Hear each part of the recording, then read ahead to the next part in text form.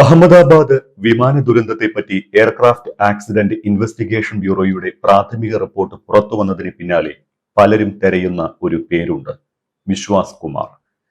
ലണ്ടനിലേക്ക് പോകുന്ന Boeing 787 dream liner Ahmedabad വിമാനത്താവളത്തിൽ നിന്ന് പറന്നുയർന്ന് നിമിഷങ്ങൾക്കുള്ളിൽ തകർന്നു വീണപ്പോൾ ജീവനോടെ രക്ഷപ്പെട്ട ഏക വ്യക്തി ഇന്ത്യൻ വംശജനായ ബ്രിട്ടീഷ് പൗരൻ വിശ്വാസ് എവിടെയാണിപ്പോൾ? എന്താണ് വിശ്വാസിന്റെ ഇപ്പോഴത്തെ അവസ്ഥ? ശരിക്കും ജീവിതത്തിൽ ഇനി എന്ത് എന്നറിയാതെ മാനസികമായി തളർന്ന് കുടുങ്ങിയ അവസ്ഥയിലാണ് വിശ്വാസ് എന്നാണ് ബന്ധുക്കൾ പറയുന്നത്. ഒന്നുറങ്ങിയിട്ട് ആഴ്ചകളായി. കണ്ണടച്ചാൽ കാണുന്നത് ഭീകരമായ അലർച്ചയോടെ തന്റെ മുന്നിലേക്ക് വരുന്ന തീനാളങ്ങളാണ്.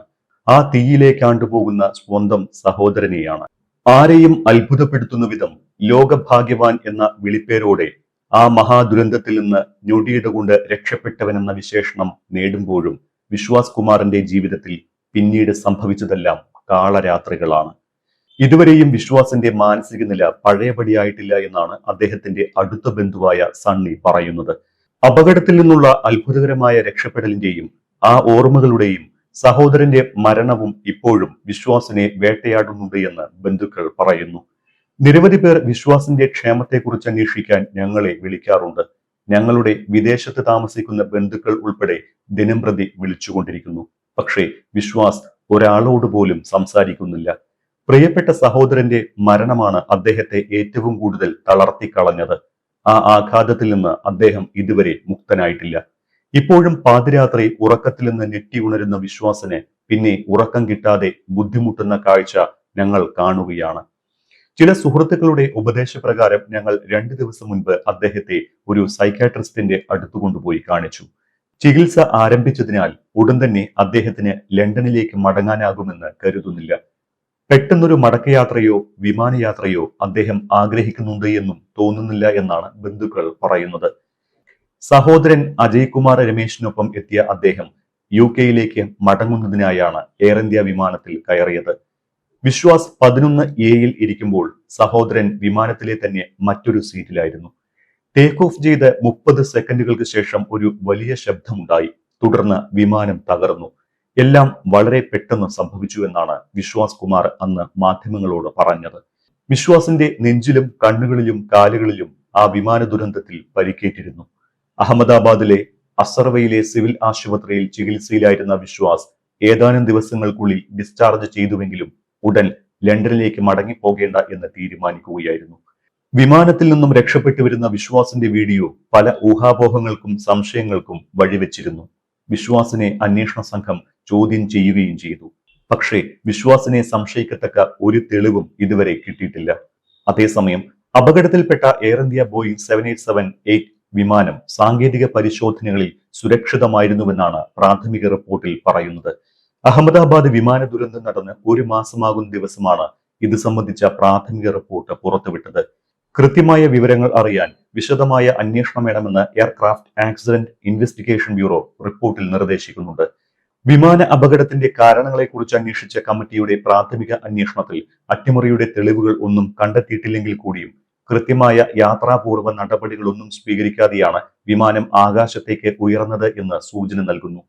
എന്നാൽ വിമാന ദുരന്തത്തിന്റെ പ്രാഥമിക റിപ്പോർട്ട് പുറത്തു വന്നിട്ടും ചോദ്യങ്ങൾ ബാക്കിയാകുകയാണ്.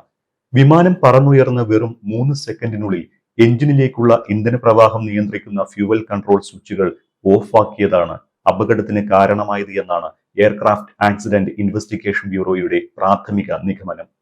2 ഫ്യൂവൽ കൺട്രോൾ സ്വിച്ചുകളും ഒന്നിനു പുറകെ ഒന്നായി ഓണാക്കുകയും ഓഫാക്കുകയും ചെയ്തത് എന്തിനെന്ന ചോദ്യമാണ് പ്രധാനമായും ഉയരുന്നത്. എഞ്ചിൻ റീസ്റ്റാർട്ട് ചെയ്യാനാണ് പൈലറ്റുമാർ ഇവ ഓണും ഓഫും ചെയ്തത് എങ്കിൽ എന്തായിരുന്നു അതിനുള്ള സാഹചര്യം എന്നത് പരിശോധിക്കപ്പെടേണ്ടതുണ്ട്. എഞ്ചിൻ തകരാർ, വൈദ്യുതി തകരാർ തുടങ്ങിയ സാധ്യതകളൊന്നും പ്രാഥമിക റിപ്പോർട്ടിൽ പരാമർശിച്ചിട്ടില്ല. ഇതെന്തുകൊണ്ടാണ് എന്നും വ്യക്തമല്ല.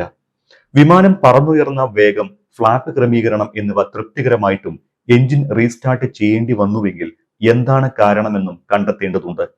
1ാം എഞ്ചിൻ റീസ്റ്റാർട്ട് ചെയ്ത ശേഷം 2ാമത്തേത് ഓണാക്കാൻ വീണ്ടും 4 സെക്കൻഡ് എടുത്തു. ഓഫ് ചെയ്യുമ്പോൾ 1 സെക്കൻഡ് മാത്രമായിരുന്നു ഇടവേള. എന്തിന് സ്വിച്ച് ഓഫ് ചെയ്തുവെന്ന് ഒരു പൈലറ്റ് ചോദിക്കുമ്പോൾ താൻ ചെയ്തില്ല എന്ന് 2ാമൻ മറുപടി പറയുന്നതിൽ ദുരൂഹത സംശയിക്കുന്നുണ്ട്. സ്വാഭാവിക റീസ്റ്റാർട്ട് ശ്രമമാണ് എങ്കിൽ പിന്നെ എന്തുകൊണ്ട് ഇത്തരമൊരു ചോദ്യവും മറുപടിയുമെന്നാണ് ഉയരുന്ന പ്രധാന ചോദ്യം. അതിനിടെ വിമാന ദുരന്തത്തിൽ നിയമ പോരാട്ടത്തിൽ നിന്ന് പിന്നോട്ടില്ല എന്ന് കൊല്ലപ്പെട്ട UK പൗരന്മാരുടെ കുടുംബങ്ങൾ വ്യക്തമാക്കിയിട്ടുണ്ട്. എയർ ഇന്ത്യ വിമാന ദുരന്തവുമായി ബന്ധപ്പെട്ട് ഇപ്പോൾ പുറത്തുവന്ന പ്രാഥമിക അന്വേഷണ റിപ്പോർട്ട് അംഗീകരിക്കില്ല എന്ന നിലപാടിലാണ് അവർ. കിസ്റ്റോൺ ലോ എന്ന നിയമസ്ഥാപനം മുഖേന ഉടൻ നിയമ പോരാട്ടം നടത്തുമെന്നാണ് കൊല്ലപ്പെട്ടവരുടെ കുടുംബാംഗങ്ങൾ പറയുന്നത്.